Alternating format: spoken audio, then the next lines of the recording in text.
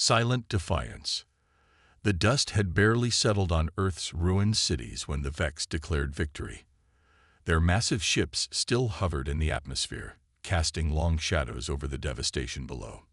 83 days of warfare had reduced humanity's proudest achievements to rubble. The United Earth Defense Force had fought valiantly, but stood little chance against technology centuries beyond their own. Commander Ilara Hayes watched the Vex victory broadcast from the cramped confines of an abandoned mining tunnel deep beneath the Appalachian Mountains. Around her, 37 survivors huddled in silence, their faces illuminated by the dim light of a salvaged display screen. The alien commander, Supreme Admiral Zix, stood tall and imposing with his 4 arms clasped in a gesture of triumph. Humans of Earth, the translation program interpreted, your resistance has ended. Your military forces have been neutralized. Your governments have surrendered. The Vex Dominion now claims this world as Resource Colony 7 to 19. Cooperation will ensure survival. Resistance will not be tolerated. Ilara switched off the display. No point wasting power on propaganda. She ran a hand through her short gray-streaked hair and surveyed the ragtag group around her. Engineers, soldiers, teachers, doctors, random survivors who had found their way to the emergency rendezvous point over the past month. They think it's over, she said, her voice echoing slightly in the tunnel. Good. That gives us an advantage. An advantage. Dr. Marcus Chen looked up from his makeshift workstation. Once the lead researcher at UEDF Acoustic Weapons Division, he now worked on a jumble of salvaged equipment. They've destroyed every major military installation on the planet. What advantage could we possibly have? Ilara walked to the tunnel entrance, where natural light filtered through carefully placed mirrors. In the valley below, a Vex harvesting crew was dismantling an abandoned town, their machines efficiently sorting materials for transport to their ships. They think they know everything about us, she said. That's their weakness. 3 days later, Ilara led a small team through a series of underground passages that predated the war. Their destination was a research facility that had been intentionally omitted from official records. Project Resonance, a black site operation even most of the military didn't know existed. How much further? Asked Sergeant Kira Okafor, hefting her pack higher on her shoulders. The former Special Forces operator had escaped the fall of Lagos Command Center and made her way to Ilara's group 2 weeks ago. Another kilometer, Ilara replied, consulting the hand-drawn map Dr. Chen had created from memory. The facility was built inside a natural cave system, with additional dampening measures to prevent detection. When they finally reached a seemingly ordinary rock wall, Ilara pressed her palm against a specific spot. After a moment, a section of stone slid away, revealing a reinforced door with a keypad.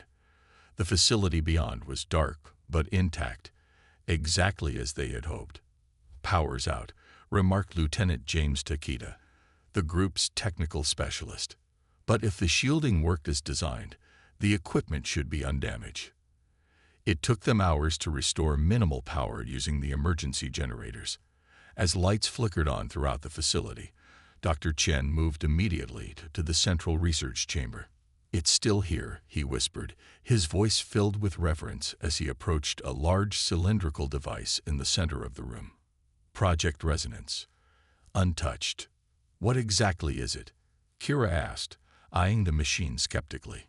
Dr. Chen's eyes lit up with excitement for the first time since the invasion. Something the Vex won't understand until it's too late.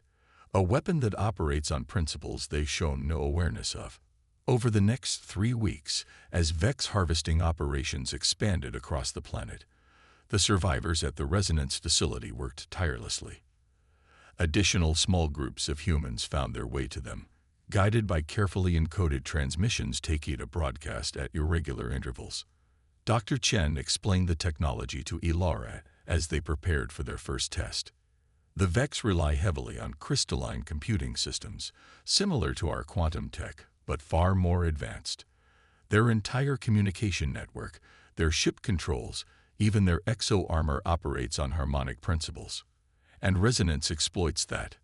Ilara asked. Exactly. Traditional weapons target physical vulnerabilities. Armor, shields, structural weak points. Resonance targets frequency vulnerabilities. Every material has a resonant frequency, the frequency at which it vibrates most readily. Find the right frequency, amplify it enough, and things shatter, Ilara finished. Not just shatter, disintegrate at the molecular level. We discovered it accidentally while researching sonic weaponry. The implications were so significant that the project was immediately classified beyond top secret. The first test was conducted against a small VEX outpost 15 kilometers from the facility. The resonance device, now modified into a transportable unit, was positioned on a ridge overlooking the alien installation. Dr. Chen made final adjustments while Ilara, Kira, and a small team of fighters prepared to deal with any survivors. Targeting their communication array, Chen said, his fingers dancing across the controls.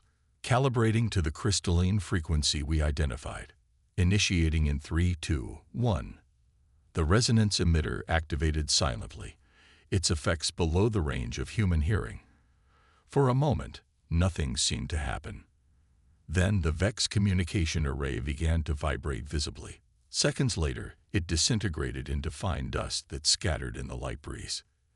The aliens below reacted with confusion, their orderly movements becoming chaotic as they lost contact with their command structure. Before they could organize a response, Chen shifted the resonance frequency, targeting their personal equipment now. The effect was immediate and devastating. The VEX soldiers' armor, crystalline exoskeletons that enhanced their natural capabilities, began to fracture and crumble. Within minutes, the outpost was neutralized without a single shot fired. It works, Ilara breathed, lowering her binoculars. It actually works. Over the next month, they refined the technology and built additional emitters. Small resistance cells were established around the planet, each equipped with resonance devices calibrated to different VEX systems. The humans struck with increasing boldness, not with explosions or gunfire, but with precisely targeted sonic frequencies that left VEX technology in ruins. Most importantly, they discovered how to encode messages within the resonance frequencies themselves, a communication network the VEX couldn't detect or interpret. The resistance spread, coordinating strikes across continents. The VEX were bewildered. Their sensors detected no conventional weapons, no explosive residue, no radiation signatures. Outposts and harvesting operations simply failed, equipment crumbling for no apparent reason. When they increased security and surveillance, the humans struck elsewhere, always one step ahead. In their command ships orbiting Earth, the VEX leadership grew increasingly concerned. Supreme Admiral Zix demanded answers his subordinates couldn't provide. In the darkness beneath the mountains, humans gathered around crude instruments that captured and amplified the resonance communications, a rhythmic pulsing that, when slowed to audible frequencies, sounded remarkably like drums. War drums, beating out a message of defiance across a planet the enemy thought they had conquered. Commander Ilara Hayes stood before her growing resistance force, now numbering in the hundreds. "They came here thinking we were defeated," she told them. They were wrong. Humanity doesn't surrender. We adapt. We survive. And now, we fight back. In orbit, Supreme Admiral Zix stared at the monitoring screens with growing dread as another harvesting facility went dark. And in the background, almost too faint to notice, a strange rhythmic vibration began to seep through the hull of his command ship. Resonant victory. Supreme Admiral Zix paced the command deck of the Dominance, his flagship in orbit above the human world. His secondary arms twitched with agitation, while his primary arms remained clasped behind his back, a sign of extreme distress among the VEX. "Explain," he demanded, turning to Science Director Nera. "How are they doing this?" Nera's skin flushed a pale yellow, the VEX equivalent of embarrassment. "The pattern defies conventional analysis. Supreme Admiral, 47 outposts neutralized in the past 30 Earth days. No explosive residue, No projectile impacts, no energy signatures we can identify. Equipment simply fails. Equipment doesn't simply fail across an entire planetary occupation force. Zix planned one of his primary fists against a console. These humans were defeated, their military destroyed, their leaders executed, yet somehow they continue to resist. There is one anomaly we've detected, Nara said hesitantly. A subtle vibration pattern present at each site shortly before systems failure. Initially, we dismissed it as background planetary noise, but the correlation is becoming statistically significant. Show me. Nara activated a holographic display. A waveform appeared, rhythmic pulses that rose and fell in complex patterns. Amplify it, Zix ordered. When converted to audible frequencies, the vibrations produced a sound like distant drums beating in steady, intentional patterns. Zix felt his spine ridges bristle involuntarily. What is this? Unknown, Nara admitted. But it appears to be artificial, controlled, and it precedes each attack. On the surface, Commander Ilara Hayes and her team were preparing their most ambitious operation yet.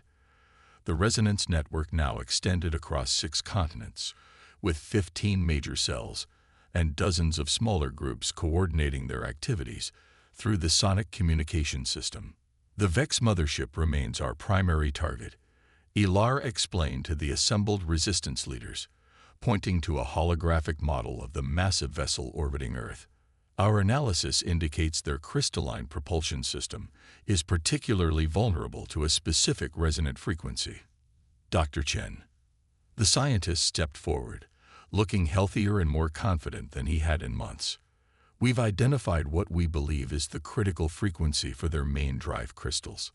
The challenge is generating enough power to project it into orbit, which is why we're hitting these 3 power stations simultaneously, Ilara continued, highlighting locations on the global map. We'll siphon energy from the Vex's own grid to power a planet-wide resonance pulse. Kira Okafor, now commanding her own resistance cell in what had once been Southern Africa, spoke up. The timing has to be perfect. Once we start drawing power, they'll know something's happening. Agreed, Ilara nodded. We'll have less than 15 minutes from the moment we tap their grid until we need to activate the pulse. Every cell worldwide needs to be ready. Lieutenant Takeda, who had developed into their chief communications specialist, added, the activation signal will go out through the resonance network. 3 pulses, then silence, then the sustained attack frequency. Everyone needs to recognize it instantly. As the meeting concluded, Dr. Chen approached Ilara privately. There's something you should know, he said quietly. This level of resonance pulse, we've never tested anything remotely close to this scale. Will it work? Ilara asked bluntly. In theory, yes, but the harmonic feedback could be unpredictable. Best case, we disable their main ships. Worst case. What's the worst case, Marcus? He hesitated. Worst case, the feedback creates a cascading resonance effect that could damage Earth's crust along major fault lines. We're talking potential seismic events. Ilara absorbed this silently, then asked, can you mitigate the risk? We've designed dampening fields for population centers near fault lines. They should help, but there are no guarantees. Ilara looked out through a concealed observation port at the valley below, where Vex harvesters continued to strip away Earth's resources. Noted, the operation proceeds as planned. On the day of the attack, resistance cells worldwide moved into position. The resonance network hummed with encoded communications as final preparations were made. Ilara led the team that would tap into the main power distribution node in what had once been the Rocky Mountain power grid. In position, she reported into her communicator. Similar reports came in from cells targeting the other 2 power stations. On my mark, she said, watching the synchronized countdown.